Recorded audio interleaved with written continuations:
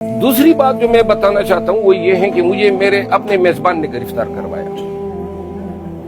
اس کی مخبری ہوئی، اس نے اپنی مخبری کی اور مخبری کا بیان اس کے اپنے منہ سے خود نکل گیا. اس نے کہا جی کہ میں نے او سی یعنی کرنیل صاحب سے کوئی میری بات ہوئی کہ یہ گاڑیاں کیوں پھر رہی، تو میں نے کہا کرنیل کے ساتھ تمہارا کام کیا ہے؟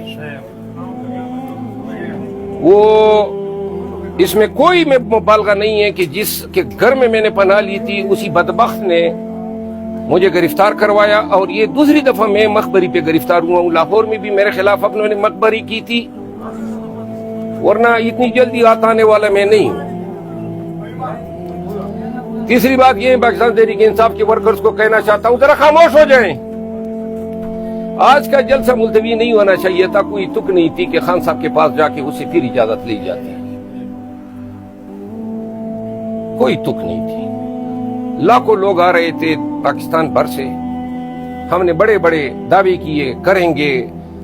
اب خان کا لفظ جب آ جاتا ہے تو اس پہ کوئی جو ہے اوپر نہیں ہو سکتا ہے، نہ میں نہ کسی اور کی مجال ہے.